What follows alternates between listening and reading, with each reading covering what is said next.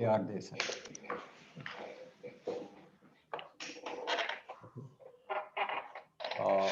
A.R. Desai, tell me, from what you read, can you tell me what are the Marxian elements in the material? If you have read, you just identify. A.R. Desai is considered Marxist, and this is taken from his book, Social Background of Indian Nationalism, which I can tell you is useful for your general studies also. Social background of Indian nationalism is useful for general studies. It gives an insight into freedom struggle. Tell me, what are the Marxist things in the notes that you studied? Identify what are all the elements.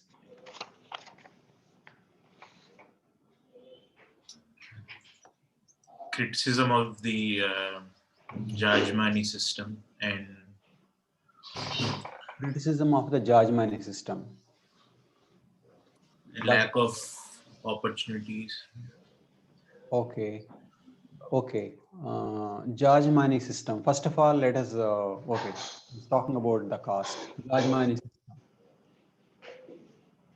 Okay, Jajmani. What is Jajmani system? Can you explain what is Jajmani system? Basic elements of Jajmani system. Exchange of services. Exchange of services. Okay. Between upper caste and the lower caste. Okay. Across castes. Okay. Next. We are also exchanging in a town. How is Jajmani different from the exchange that is going on in a town? Reciprocity without the use Just of money. Vishal, complete. Okay. There is no involvement of cash and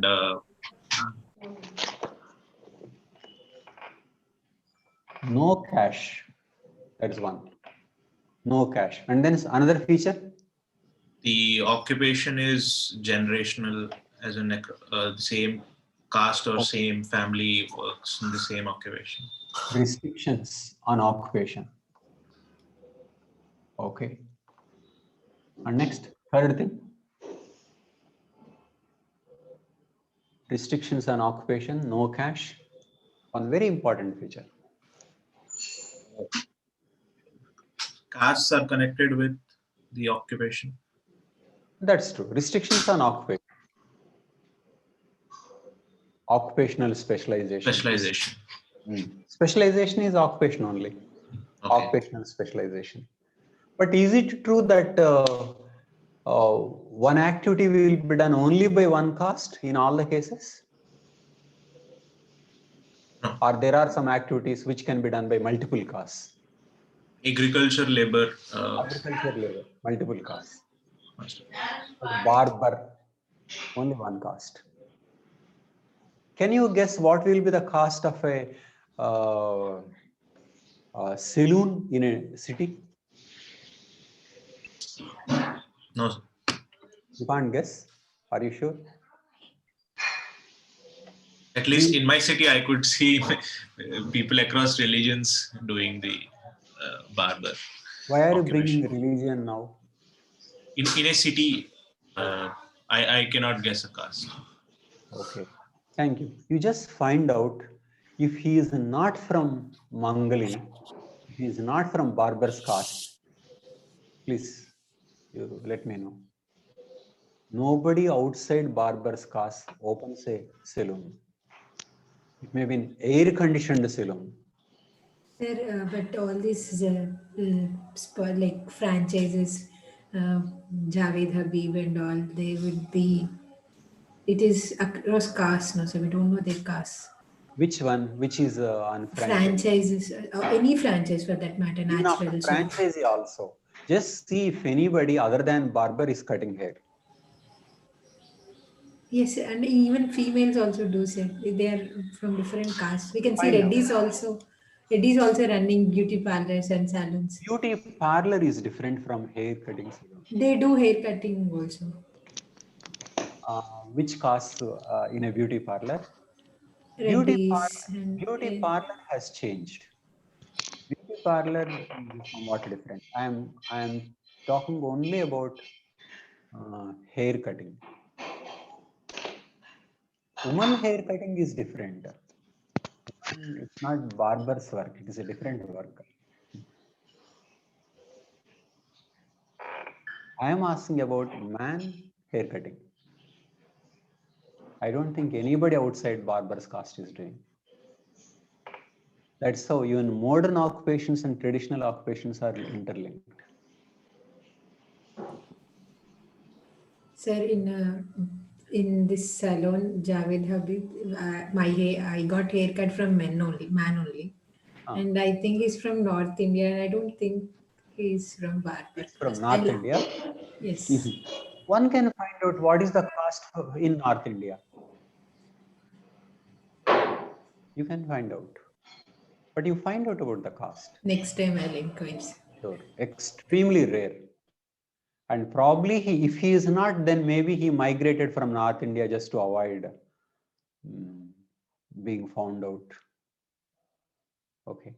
Why is it like that is other caste, the caste people won't let other to come in. That is also one thing. It's like gang grouping, groupism also.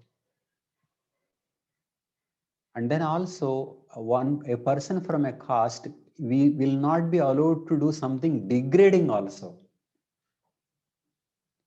So because caste status is linked to occupation, so they group and they don't let, that is one, if it is remunerative, and also they won't let a member of that caste to do something degrading. So caste status is linked to the status of individuals. I would say this is all good thing. Why is it good? Because it gives a sense of community. People are related, care for each other. We feeling. Modern man complains about individualism, but after criticizing every division, he criticizes every identity, and finally he thinks of individualism and alienation. These are various kinds of groups in which individual is accommodated. There is nothing wrong. What is wrong is hierarchy, rigidity, and there are other things, untouchability, many other things. But groupism in itself need not be wrong because that is a source of collective identity. Okay, village gives that identity. Our village, our caste, our man. These are all traditional loyalties which are good. Modern man is removed from all this and complains about loneliness. So a caste member is not allowed to do something degrading, which will bring down the status. I don't think any barber will be allowed to be a scavenger. No, he won't be. Okay. Not a Brahmin can open a hair salon. It would be impossible. Brahmins won't agree. Impossible. In fact, if you see, even in the most advanced first thing like shoemaking, it will be finally caste related. Many business enterprises come from particular varna, Vaishya varna. So caste is closely linked even at a very low level and at a very high level. Caste has not disappeared. Caste continues. But in a village setting, another thing here is that point I was asking is that nearly permanent relationship. Jajmani is a nearly permanent relationship. This is not market oriented. Market is simply demand and supply. If somebody is giving at a lower price, you buy it. But this is nearly permanent, no cash, and occupational restrictions. Occupational restriction is a caste feature. Judgment is about interrelationship across caste, permanent and no cash. In fact, each one family in one particular caste will be linked to another family in another caste. So if you are not familiar with the caste, please discuss with your parents or your grandparents about village arrangements. I know in my village, Dhobi comes every night, okay, with one basket. So she picks up food, and at harvesting season, they take grains. And during the daytime, the family members are agricultural laborers. This is how Even castes are connected. even in our apartment, so we live in an apartment in a village setting. So here, even while looking for watchmen, they usually look for someone from the Chekali Exactly. community, Yes. because they can take care of the ironing work Yes. along with You can watchman find out duties. who is doing ironing. Invariably, Chakli only. Invariably. They may earn more, but it comes out to be from that caste. So some castes are very, very specific. Chakali, barber, and leather, very specific castes. And smithing, very specific castes. Also, like you pointed out that in my home, when my mother was searching for another washerwoman, so they simply denied, we cannot take your family because it is for other family, like other Chakali family, they should be doing. Yes, They yes, denied it. that's true. That's true.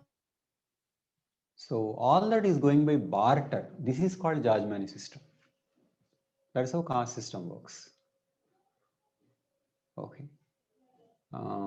But criticism of caste is not Marxism. People can criticize without being Marxist. So I'm asking you, what are the Marxian elements in A.R. Desai's writing? You should say, yes, this is Marxism. But criticism of caste system is not Marxism. It's not exclusive to Marxism. If you are supporting it is not Marxism, there is no doubt. But if you are criticizing, it need not be Marxism.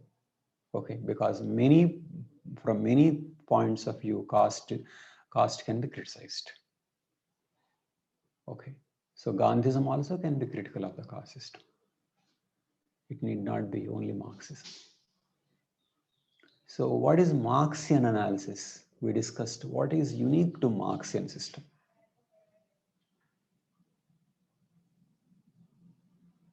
Village. Materialism.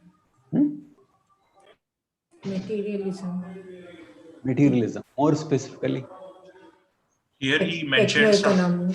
Marxists will think in terms of certain Tech, analytical tools. What are technology and economy. surplus. two things? One, Technology and economy. techno-economy, and two, classes. Techno-economy. Marxist looks at technological and economic part. Okay. And then he looks at in terms of classes. This is called materialism, both together, materialism. Materialism. So thinking in terms of economy, thinking in terms of classes. For example, Guha didn't do like that. Sorry, Gure. Gure didn't do like that. So materialism and classes. So what A.R. Desai does is that he looks at in terms of village. The importance of village is that it is in village you can see the old traditions of Hinduism. You can see the traditions, how the traditions are working in a village setting rather than in town. So, so he was looking at village from pre-British, British, and post-independence. Okay, but not much of post-independence. But what is the change from British to like this? Pre-British to British to finally. And as in his book, Social Background of Indian Nationalism, Social Background of Indian Nationalism, he is just looking at how nationalism was generated, nationalism was supported, and finally, how it all came about through classes, class analysis. So he is looking at village and also the evolution of the classes. Now let us focus on the village. Tell me, what is the most important thing about pre-British village compared to British village?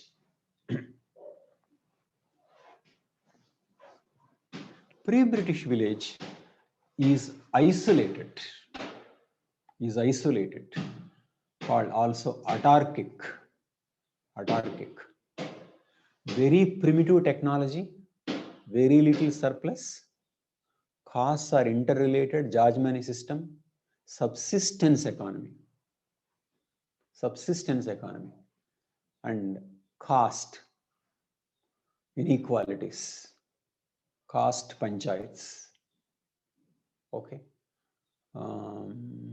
Extremely primitive technology. But then everything is there in the village. Maybe with an exception of something like salt. Salt, if it is not near the seashore, so it cannot produce salt. So for salt, it has to take from others. So this kind of rural community surprised others also, surprised people from outside, because rural communities in other countries are not like this. Rural community in India is occupational specialization, interlinking, production of multiple things, self-sufficient. But that self-sufficiency is coming from lower level of production and lower level of consumption. Lower level of production, lower level of consumption. So in that sense, it is self-sufficient village. Okay. So tell me what is good about it and what is bad about it.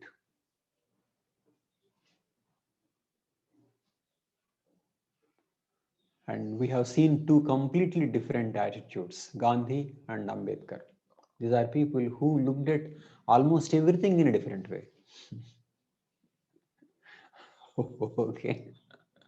On anything, they have two perspectives. Okay. So how they looked at village. First of all, why should Gandhi like a village? Do you know you have this Article 40 village panchayats, right? It seems that panchayats were not included in the beginning, but somebody told Gandhi that constitution was almost finalized or at some stage. Then Gandhi seemed to have asked, what does it have to say on panchayats? But till then it didn't have anything to say. He died in 1948, but writing started early. So there was nothing at that time. So that comment was communicated, it seems. So they included under directive principles. Gandhi was always glorifying village life, simple life. And there are many people within the Congress and outside Congress who did not like these Gandhian ideas at all. Nehru himself did not like. And Ambedkar looked at things differently. But leaving aside Ambedkar, um, is Gandhi's vision right? I feel Gandhi's vision is right. How? Like to great extent. So what he was saying was that the virtue of simplicity, that our needs are not much, and when we talk about that, then of course villages become. But of course, he also talked about the Varna and caste system, which is a problem. Let us see what he liked. Simplicity. Simplicity. This is the most important point. Gandhi believed in very low levels of consumption. In fact, most people think that this is the solution to the climate change problem, simplicity.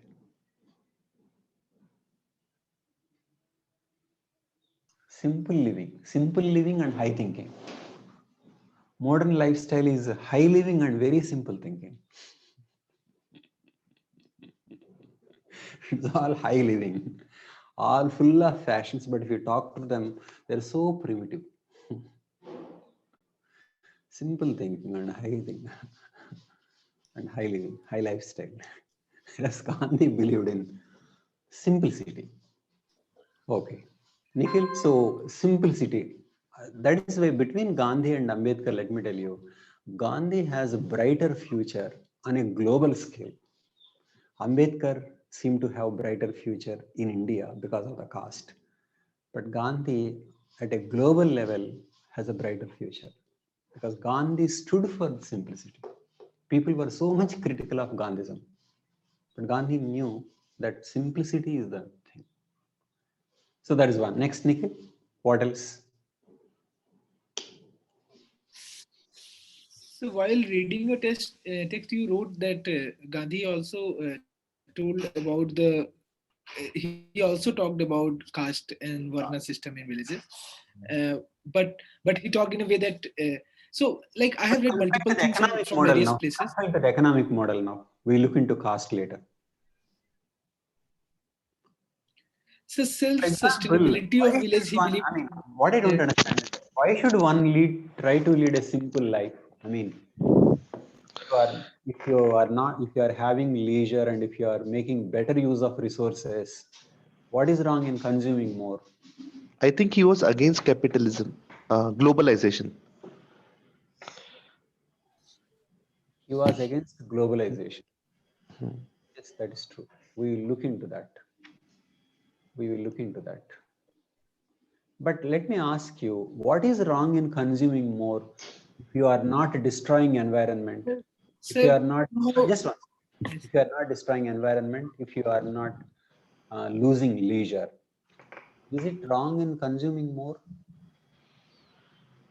It leads to exploitation of. It leads to we can say differences between people, which leads to exploitation. So your Marxist ideas are coming into play. But why should consumption lead to exploitation? Maybe one can be against exploitation also, but why should one glorify simple living? Because cooperation will leads to more production. If villages cooperate, if this village produces something and town produces something else, it leads to more production. For example, why did you join? Why didn't you confine to your village? Of course, with online, you are able to confine to your towns only. But assume that it is not online. You go to your town. So why didn't you confine to one within your village or town? Sir, I think Gandhi also thought from from the time he came, the British time, where colonialism was actually flourishing on consumption. That's true. But Gandhi went beyond that colonialism. Gandhi wants simplicity for sake of simplicity. He glorified villages. For example, why should village be self-sufficient? I just don't understand. Sir, You are learning from me, which means you are not being self-sufficient. But is this wrong? Sir, why don't you study I for think yourself?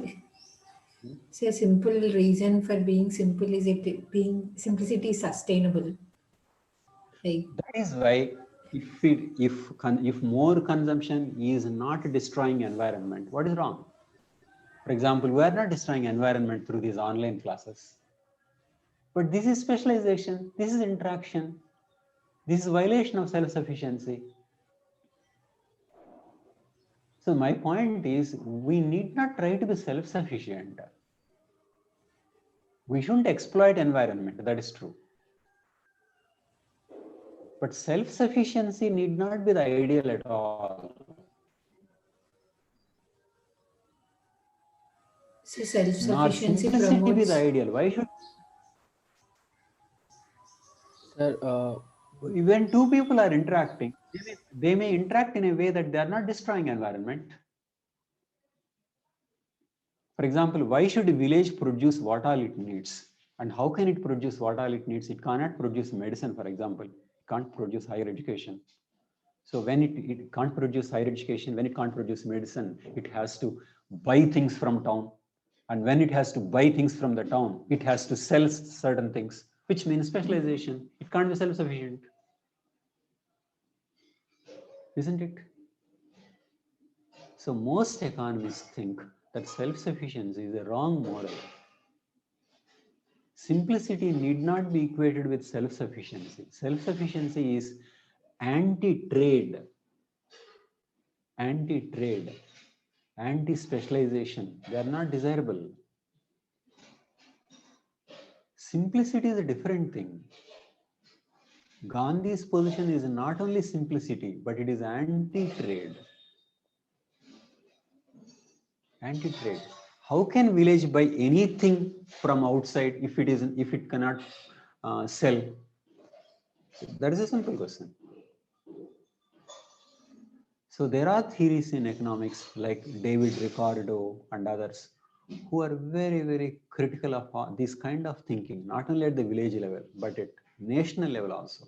Self-reliance also is a wrong idea. Protectionism, wrong ideas. Okay, we'll do globalization, but they need not be mixed up with simplicity. Simplicity is a higher goal, but sometimes more production is possible through cooperation, through trade. In fact, Gandhi believed not only village should be self-sufficient, even a household should be self-sufficient. He insisted on each person making his own cloth. Congress people thought this man is crazy. And then in one occasion, he wanted to impose this khadi weaving as a condition for membership. Other people shouted, no, no, no, please. Gandhi's idea is wrong. It is not simplicity that is wrong, but anti-trade position is wrong. Production is possible when there is specialization. This is production, specialization, and this is not environmental destruction. So when Gandhi is asked, Bapuji, why are you against, when we can have better clothes, why are you against? He said, why do you want better clothes? This is enough for you. But how can one say that? Yeah, there should be a reason. If it is taking away your leisure, then that is different. If you are destroying environment, that is different. But you can't say it should be simple for the sake of simplicity when there are better ways of getting the product. But good thing about Gandhi is that he didn't impose his model on others. He just spoke. In fact, he chose Nehru fully knowing that Nehru was objecting to Gandhi's ideas. That is the greatness of Gandhi. He didn't impose his ideas. He simply spoke. Okay. What Ambedkar does is that Ambedkar doesn't have much on economic model. He primarily looked at in terms of caste, and he found village atrocious. And village republic is meaningless because village is dictatorship. So in fact, so you can say Gandhi and Ambedkar are looking at different aspects of the village. Ambedkar is looking at from social point of view. Gandhi is looking at simplicity point of view, environment point of view. Okay. And of course, both did not want caste system to be like that. But Gandhi believed village can change and should change. And Ambedkar believed it is not possible, we should get rid of those whole setup. Okay. But then, traditionally, in a pre-British India, self-sufficient villages, little surplus. Okay. Gandhi glorified them, but most people reject that idea at all.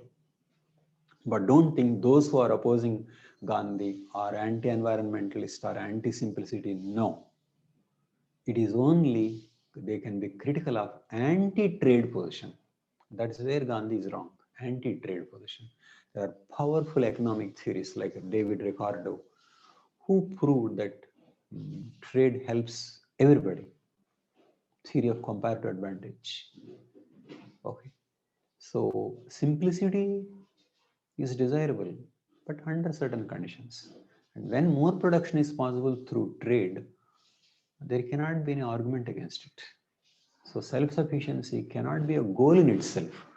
In fact, Gandhian goal later became self-reliance of India. That's what Nehru picked up. That also turned out to be wrong. Only when we opened up, growth happened and many other things happened. We'll look into that later. But trade is found to be an extremely good source of lifting poverty, better production, many things. Gandhi's position is not only for simplicity, but anti-trade position, which economists reject. So environmentalism is good, simplicity is good, but anti-trade is not. Okay. Sir, can we bring a caste angle into this thought, as in say Gandhi when he advocated? We will look into that. We'll do Gandhi and Ambedkar caste. We're just looking at economy. Okay. Gandhi Ambedkar caste is one next issue. So this is it. And A.R. Desai says the main point he is making is that difference between pre-British to British is that isolation ended. Can you tell me by what process self-sufficiency and isolation of village ended in British rule? What are the most important process? Westernization. How? More specifically, you mean to say villages started following Western information? No, sir. Opportunities and mobility it brought. More specifically. So land revenue system, sir. One of the more specifically. So what if land revenue? Land commercialization. How? Even more specifically, why commercialization? For their revenues. One step which changed everything. For their revenues, for British revenues. Railways. Deepika, you are saying something? One step that changed. The British did not have anything to sell to us. But finally, what did they do? I'm just saying how Taxation. the village. So Taxation. Taxation in what? What is that? agriculture. That was there before. Okay. Sir, you wrote about the Malwari system in the agriculture. That's right. But I think you wrote that there's a key point where.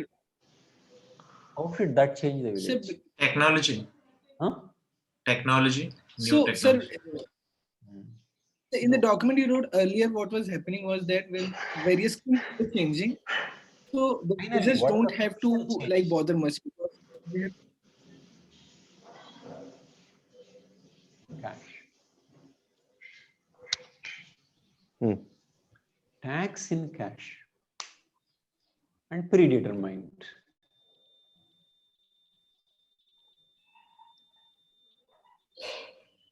Earlier, they would part produce.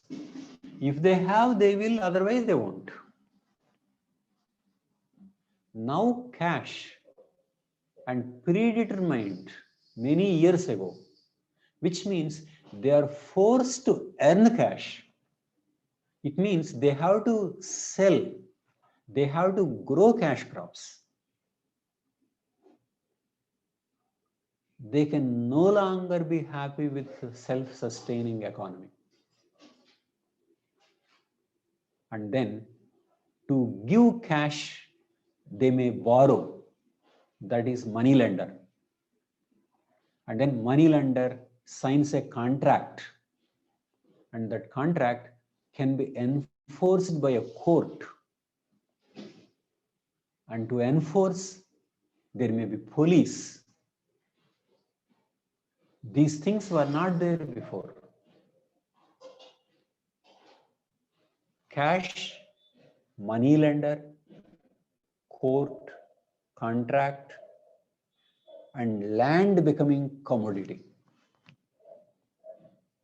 One will pledge land to take a loan, and if loan is not returned, then land will go.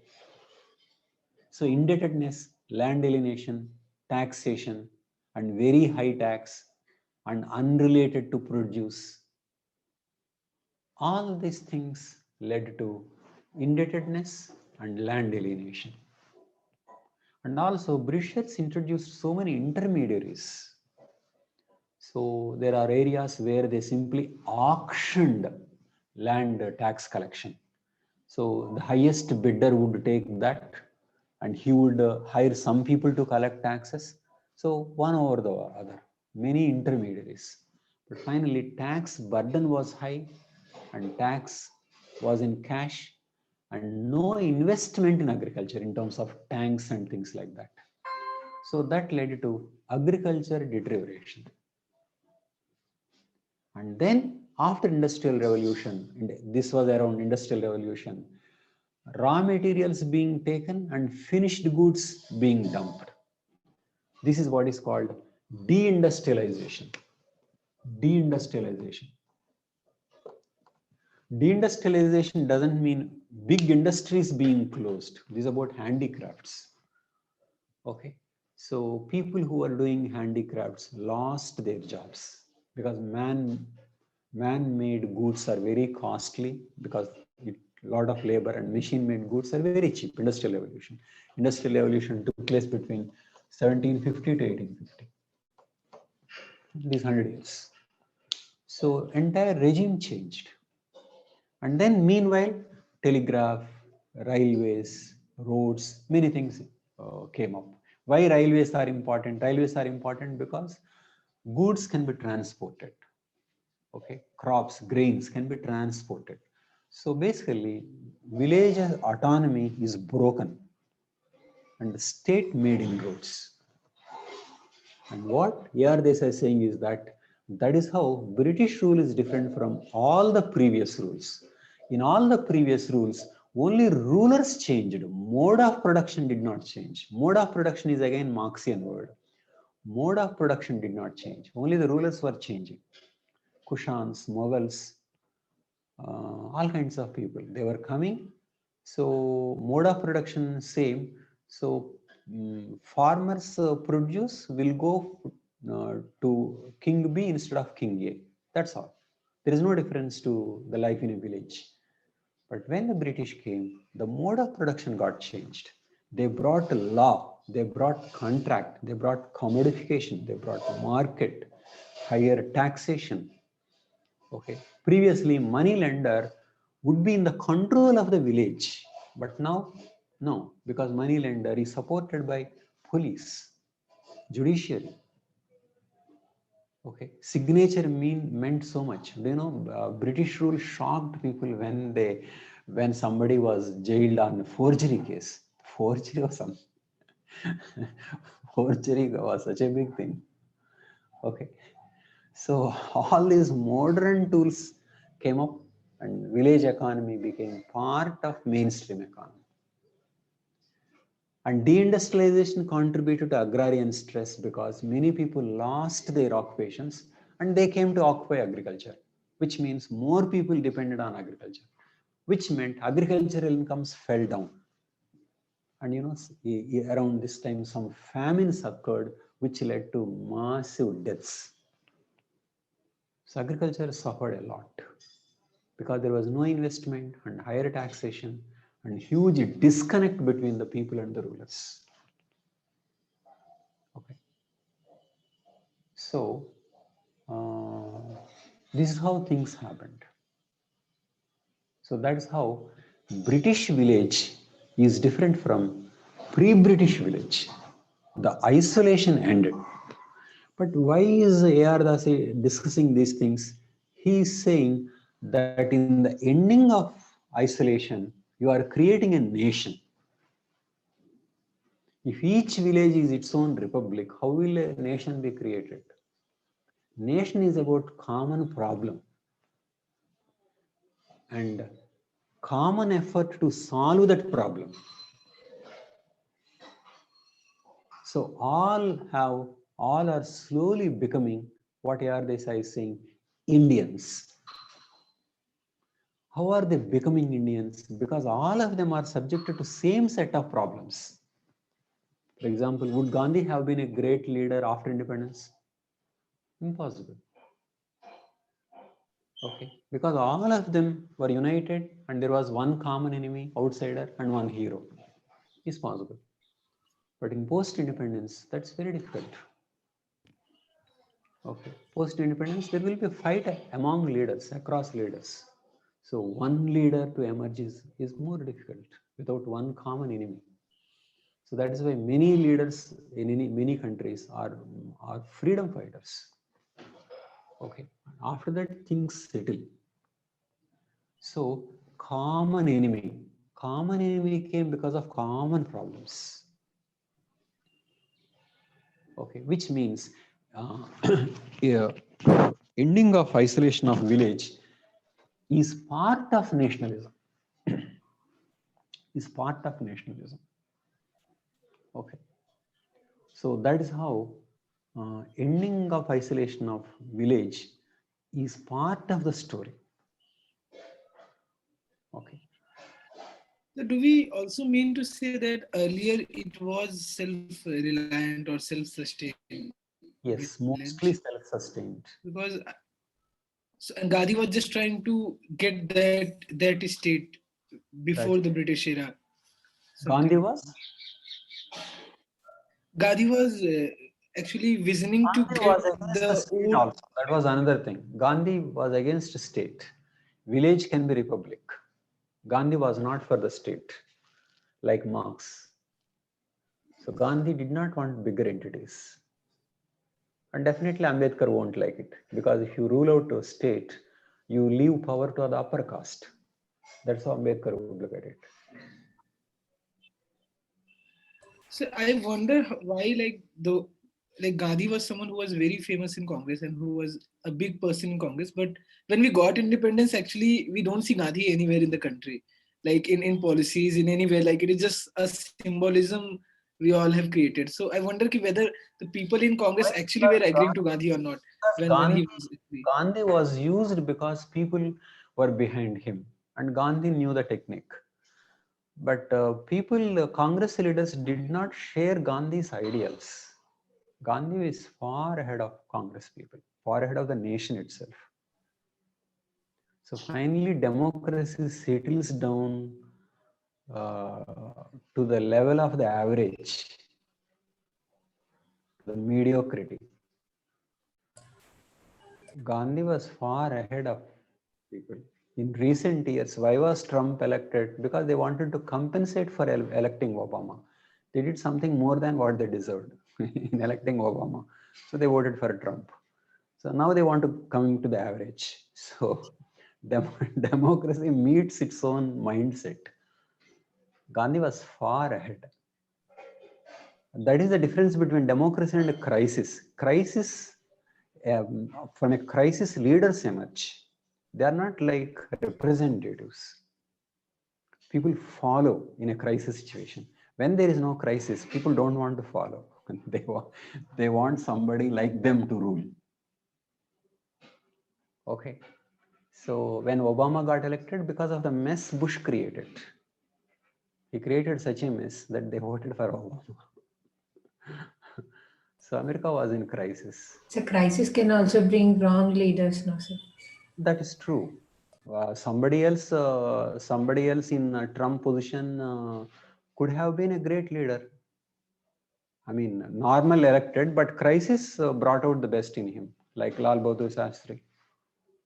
So people elect a normal person and the crisis makes a great man. That is one. But people elect a normal person and he is in fact a weak person, and because of crisis everybody suffers. Because of Trump, not only America, the world suffered. There was so much of evidence that there would be pandemic like this and some other president would have handled differently. So the whole world suffered because of him. So leaders have visions. Leaders come in crisis. Leader is different from a representative. Representative is somebody who thinks like people.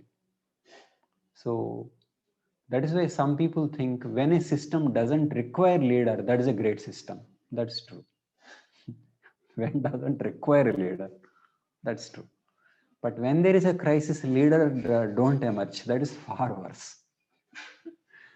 Because crisis has to be handled. Okay. So Gandhi's ideas were far ahead. Okay. That is why even now that is a problem. I mean, we can discuss, but that is why I would say our constitution is far ahead of the society. In fact, people, it is not that the people have become communal now. They have been they have been always. It is just that some elite who is secular and things like that, they were saying certain things. That's all. Leadership has created a particular dialogue. It's not that the Indian society was like that. So Trump could find audience in America and Obama could find audience. Both are possibilities. But Trump got the worst and Obama got the best. It is like that. So this is the relationship between the leader and the people. It is not direct, it's complicated. That is, leader can bring out the best. Okay. So fine. So where are we? So Gandhi looked at in a particular way. So, but Gandhian ideals are much ahead of the times. Okay. But coming to nationalism, these are all the economic things that changed. This is how A.R. Desai looks at economy, economic change. And then finally, how village become part of nation building. And here, another thing is, he looks at classes. Classes. Agrarian classes, middle classes, industrial classes. Tell me, what are the agrarian classes? How are agrarian classes identified? Land ownership. Land ownership. Land ownership. Those who own the land and employ, those who own and don't employ, self-cultivated, and those who don't have and work in others. So basically, land and labor component. Land and labor. Some are landlords, they don't work at all. And some are only laborers. The another word for laborers is proletariat, agricultural proletariat, agricultural laborers. Okay, so in a village, some have land enough to employ others, and some not enough to employ others, self-cultivation. And then some don't have land and they work in the field of others. So you can say agrarian classes are minimum three. But on the basis of amount of land, you can classify further.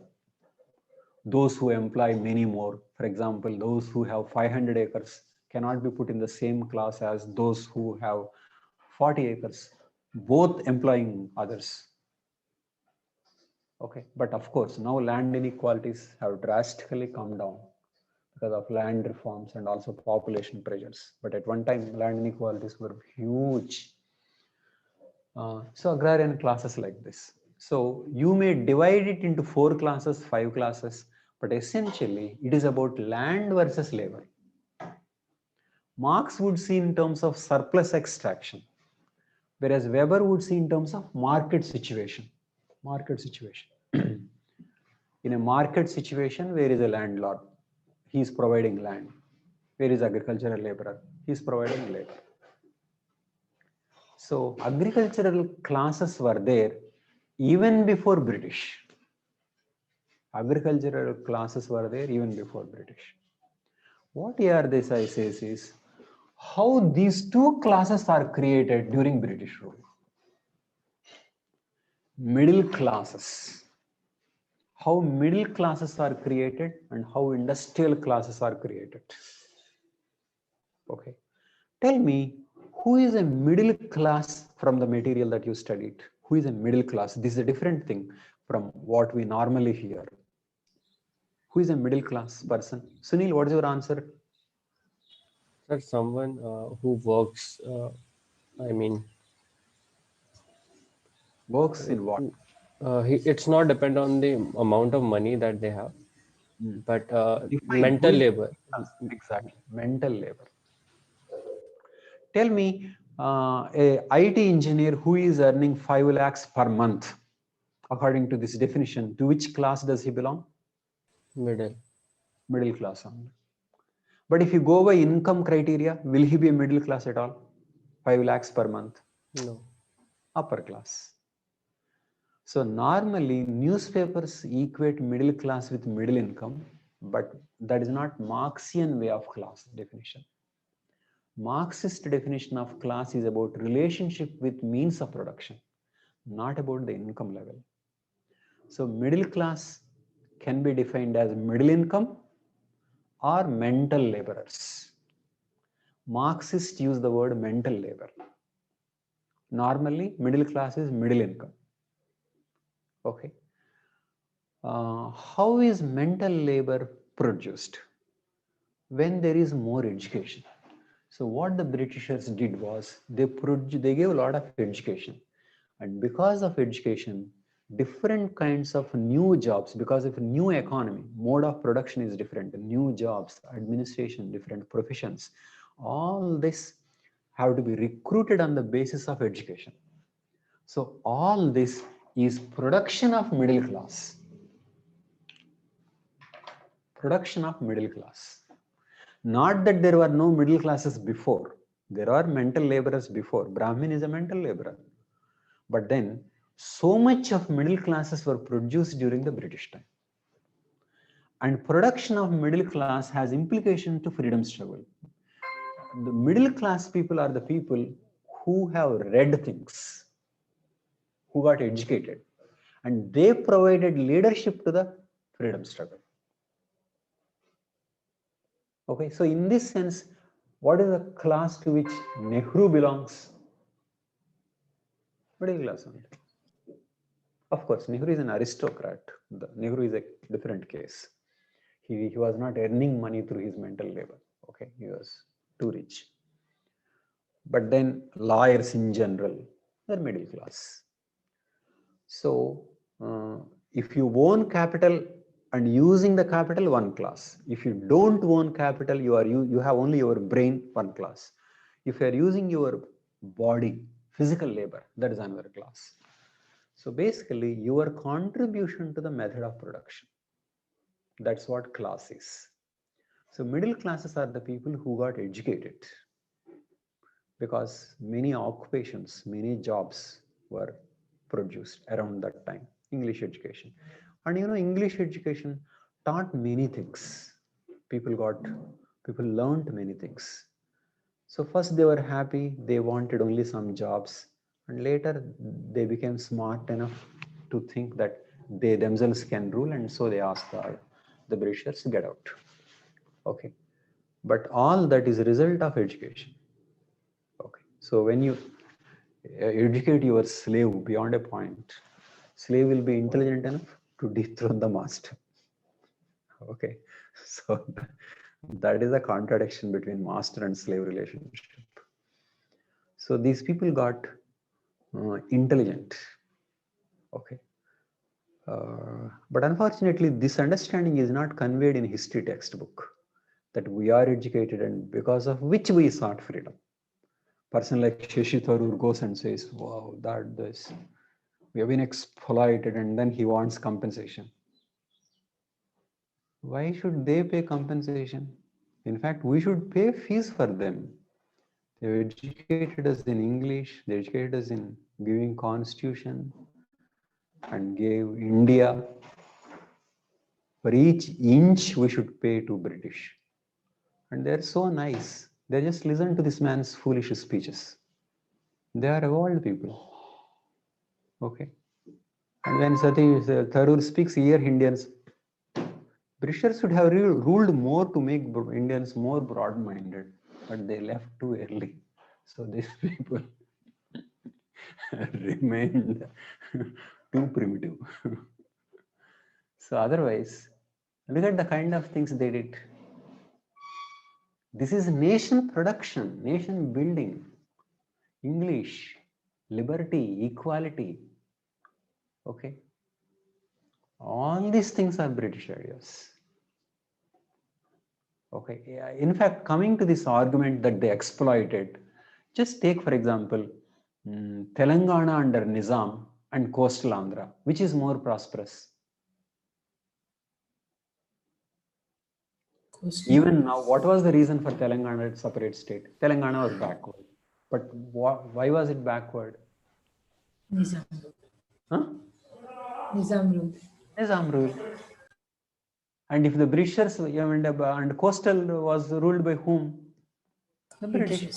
Compare any British area versus princely state. Which was more progressive? One thing that Indians don't have is sense of gratitude. No, tell me. They themselves tell us princely states are backward. But don't you think they should have that sense of thankfulness? In fact, let me tell you, people had, it is history writing that misled us. During 1857, all the intellectuals supported the British rule. The lower caste supported British rule. Intellectuals supported, but this kind of Bipin Chandra style of writing that produced this anti-British sentiment. Also, now those who supported British are criticized in this kind of writing. That's so wrong. This is one very simple comparison between, for example, Bengal was more prosperous. Why was Bengal more prosperous and became thought leader? Because Bengalis were educated first. Who gave that education? The British. In fact, who are the thought leaders in of freedom struggle? All Christian missionary school educated.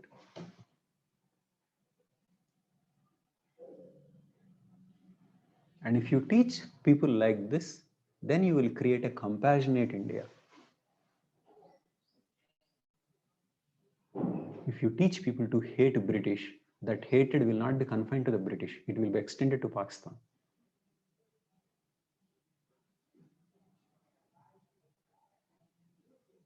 This is wrong teaching of history. Not having gratitude towards the British is the reason for this communalism. So, but where do you place British encouraging communalism, communal politics? British were not encouraging. There was They used divide and rule, and they were dividing. Indian society was already divided. This divide and rule. And they used it. They used it. Yes. Indian society was already divided. But anyway, let them use whatever. But what are we?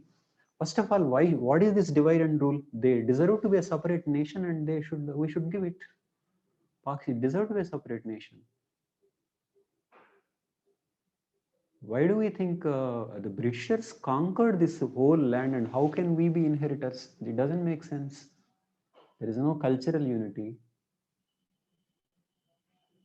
So for us to think that they were dividing, we should assume that we were already one. We were not one. Ambedkar didn't think we were one. Ambedkar wrote very clearly in favor of partition. He begged everybody, please, wrote a book. He begged everybody, do this partition, don't create more problems. He even gave minute details on how. But he mentioned he was not for the two-nation theory. He was for partition. I don't know what is the two-nation theory. He was for partition. He wanted it to be. Ambedkar looked at things very objectively. So this is Congress history that we created, that we were taught. That is worse enough, and BJP wants to create far worse. That is bad enough. But Ambedkar was very, very clear that there should be partition, and there is no way you can contain this Muslim separatism. He looked at Savarkar's method, he looked at Gandhi's method. He said from both the points, these people will fail. And worked out minute details of partition. Gandhi read that book, Jinnah read that book, they just kept quiet. They didn't make it a textbook in any country. Because Ambedkar was so frank. Nobody liked. But then everybody read.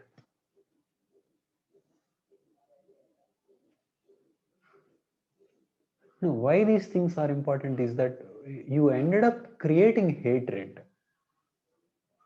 And it is that hatred some people are utilizing it now. You said, they said, the historian said, we are all one and hate the British. That is not the right way to educate. You educate in such a way, you love the British, then you will love the other person also. If you hate the British now, somebody else will convert that hatred towards somebody else. That's what is going on now. And then they are asking, you manufactured your history when you had power, and now we have power. It is our right now. How can you deny it? If power is used to distort the past, then when power changes, they have the right to distort. So to me, this history teaching is, now these people are the secularists, and these people were communists who all are propagating hatred only. If you hate British, you become nationalist, and if you hate Muslim, you become communist. But look at the hatred. It doesn't matter whom you hate.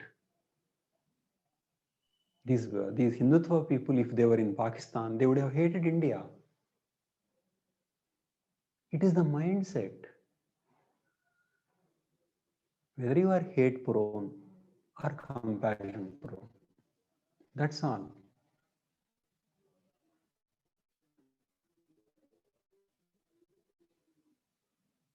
So why I am concerned about history teaching is that it is that history teaching that produced this communalism. That is why hatred glorification is bad to begin with, because you don't know in which direction somebody will use. You cannot control the direction. So people, so-called Marxist and historians, secular historians, are responsible for this communalism because they created the hatred and somebody else is using that hatred. Otherwise, very simple things, princely state versus provinces comparison, who is better off? Congress people, the Bipin Chandra only tells us Congress people couldn't go to a princely state and come out safe. There were no rights. Extremely backward thinking.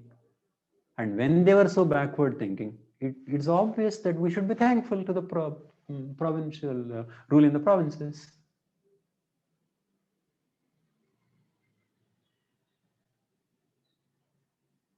So don't hate, don't hate, don't hate, don't hate.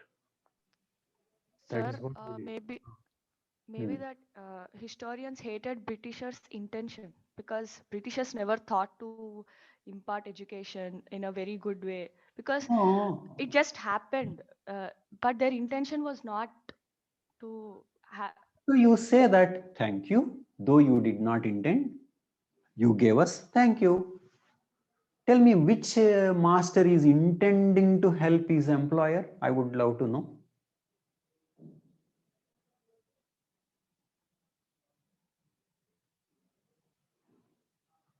Who is intending? So just say that is a part of historical process. You did that and thank you.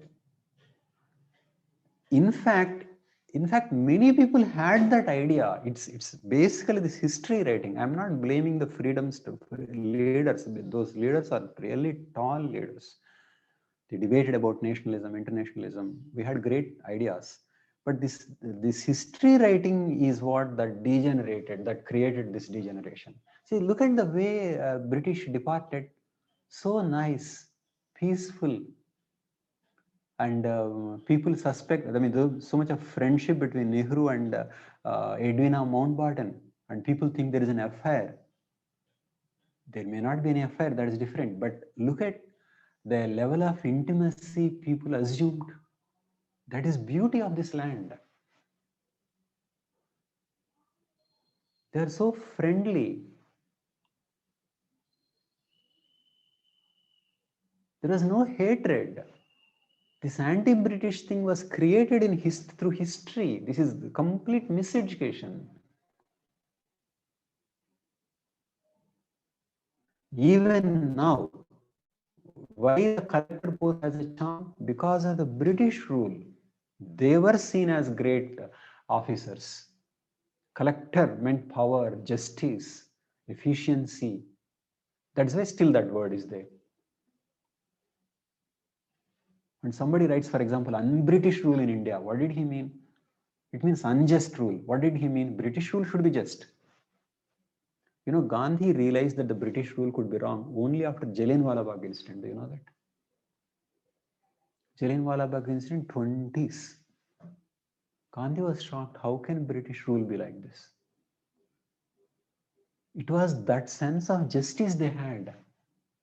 You know, the way you are preparing for civil service, many people in Britain thought that they were going out and to serve the people. That was the kind of thing.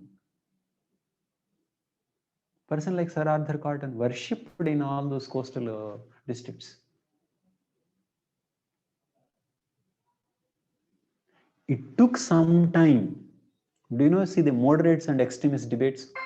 Moderates were saying they were so good, but economically they are bad. Extremists were saying they were here for economic exploitation, so they are bad.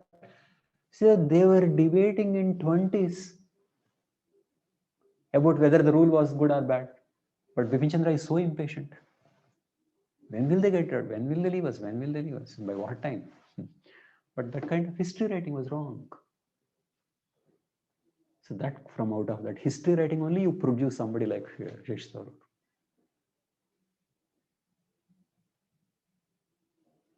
I am not really worried about what was written about British rule, but it is that that mindset is used for an extremely dangerous purpose now. And it is paralyzing us and disabling us in solving certain foreign policy problems, Pakistan and China. We missed the purpose of the struggle.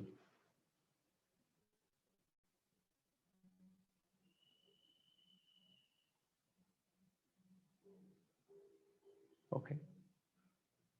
So, but then coming to this, educated here. Educate in terms of ideals. And to realize those ideals, India was needed. It was not for India. India was not the goal.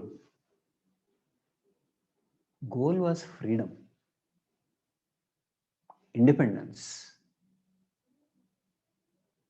And then at one time, we used to be for independence anywhere in the world. That was about now. It means there was an ideology. This mediocrity was never there before.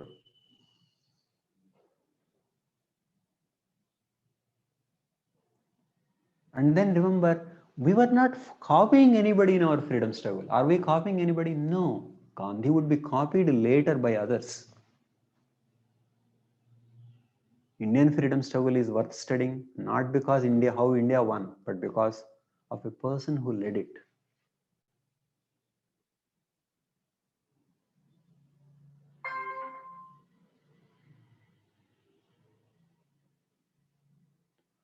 So it was for freedom. And then we had a preamble which is far ahead of society.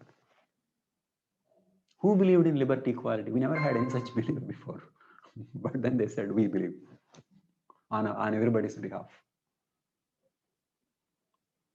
So it was a moment of high ideology. Now we degenerate into comparing ourselves into some other country, nuclear policy, GDP, and things like that.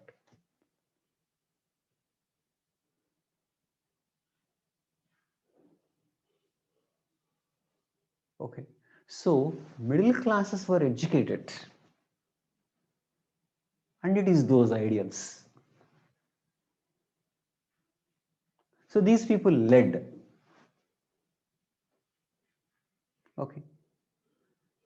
Look at caste till this point of view. From which caste that middle classes came?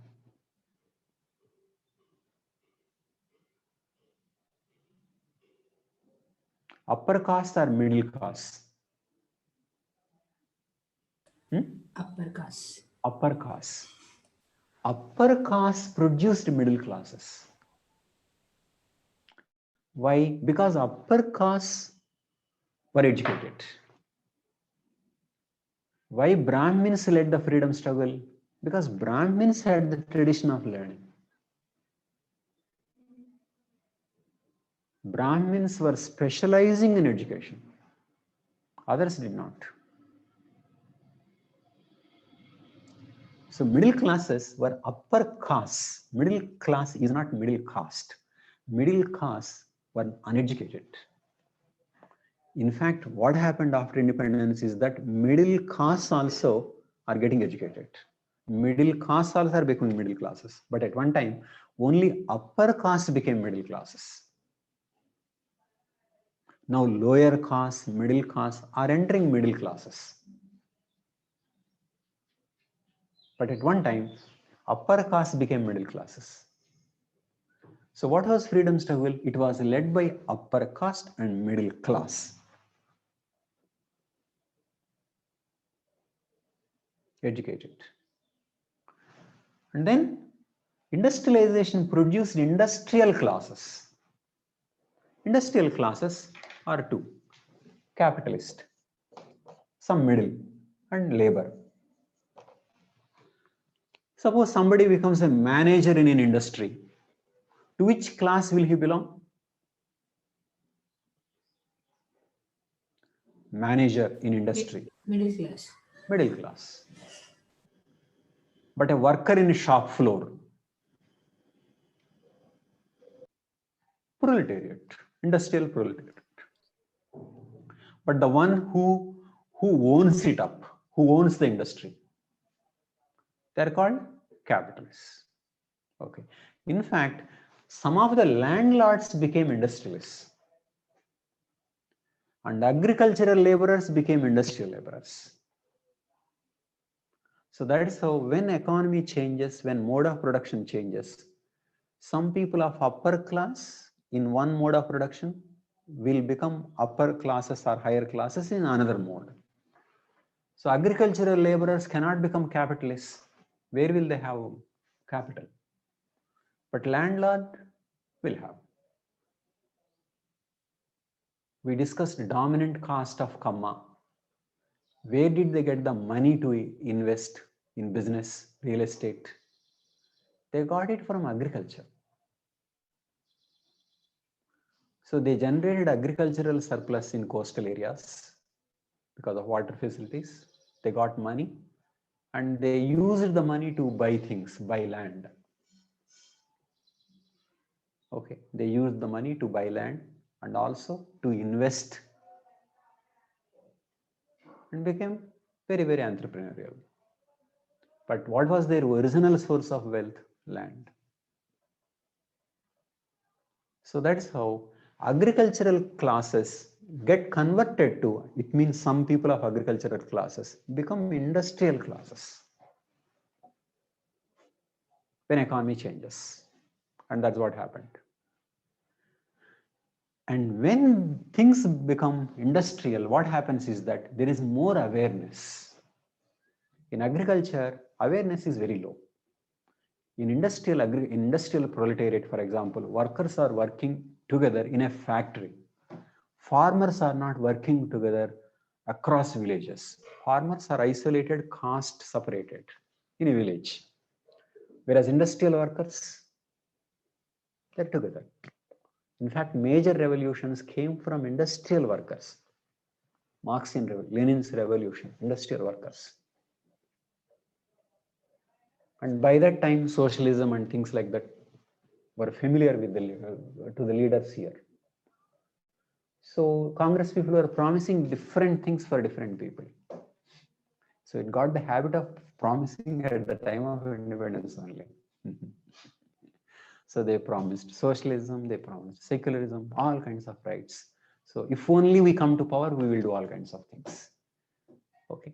So industrialists supported middle class effort. Industrialists supported because industrialists wanted to have favorable policy.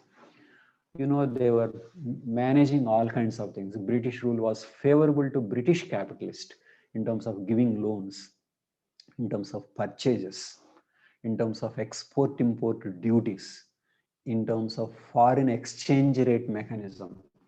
So Indian industrialists were being discriminated against British industrialists. So Indian industrialists thought, being also well educated, that this freedom struggle should succeed. So behind Gandhi, there are many people who are giving money. Okay. So that's how Gandhi's freedom struggle was being pumped by industrialists. So they had interests. And then laborers joined, industrial laborers, because they were promised socialism. Okay. And then later, agricultural proletariat also joined. Basically, it became a mass movement. Then joining of women, and then anti-land tax struggle is about farmers. So all no tax campaigns will bring farmers, because the farmers were feeling oppression by the by the Britishers, various kinds of things. So all kinds of anti-tax campaigns, through various anti-tax campaigns, different classes were mobilized. So some understanding was generated that we will get rid of them and then we will have a new India. And you know, by World War II, they became very weak, and they also understood one day we'll have to go, and better earlier than late. So in the last more than 3-4 years before 1947, the issue was not actually whether the Britishers would leave or not. They knew they would leave, but how they would leave. India and Pakistan, or India, and if it is India, what kind of India? So people were busy not for independence, people were busy with various kinds of agendas. Okay. Because they knew that they would live. Okay. Because by that time, it was understood that this cannot go on forever. They can continue for some more time, but since they cannot go on forever, why create more ill will? So let both be members of Commonwealth, and let there be smooth transition. So Indians were busy fighting among themselves. It was not a fight with the British. Fight with the British took place long ago, maybe civil disobedience. Quit India movement also, some kind of trouble they wanted to give. Okay, not much. It was so long ago, by 40s, 40 plus, it was about how they would go rather than whether they would go or not. Okay. So this was how various classes were mobilized. So what A.R. Desai did was, he looked at economy and classes, how problems were being created, and how nationalism was generated out of this. So one new identity came to dominate. Okay. But these were the ideals, these were the promises we made. So this is about social background of Indian nationalism. Why is it social background? Because he was looking at classes and castes. Castes and classes are linked, and how finally traditional society is transformed into a modern nation through this process. Okay. So higher ideals were promised because that is a way of getting as many people as possible. If you say this is going to be Hindu Raj and upper caste, why will others take part? Okay. So higher ideals was a way of mobilizing people. Okay. Like in recent years, Telangana, former Naxalites sang revolutionary songs, but finally what happened? One family was ruling, but look at the songs, it was like a freedom struggle. So people do all kinds of slogans, and in the end, very few people capture power and tell the others shut up. Okay, so that is the nature of politics. Okay, so now, so tell me, is it clear? classes, middle classes, how the classes were mobilized and the village. So I found it's a very interesting way of looking at Indian nationalism. Okay. And this is also Marxian perspective, thinking in terms of, see, Marxian perspective, Marxian answer to the communalism is that Marxists think because economic issues are not focused, communalism comes. That's how Marxists would see. You address class issue, you address inequalities, you move economically, then somebody will not play mischief. So if you are not addressing the basic problem of economic inequalities and class exploitation, somebody else will use the discontentment to channelize towards, against somebody. So they think that lack of economic agenda is the reason for communalism. That's how somebody like Sumit Sarkar has written a very good book, Modern India, that I also recommend for your GS purpose. It's a very good book. So his argument also is this: communalism succeeded because Congress failed in articulating and implementing economic agenda. So if there was justice and socialism and rights consciousness, then communalism won't. That was their argument. Okay, but even they were not free from anti-British agenda. Okay, so I would think any hate campaign is always vulnerable to getting diverted in a wrong direction. Okay, so there shouldn't be any hatred at all. So that's one good thing about Gandhism. Gandhi doesn't promote hatred. He doesn't believe in class conflict. He doesn't believe in caste conflict. He doesn't believe in any conflict. He doesn't believe in any anti. Okay. He thinks that if people are behaving badly, they should be educated. And they can be educated and they can be transformed. That is Gandhism. Okay. I believe that is more important than simplicity. It is absence of hatred. Absence of hatred.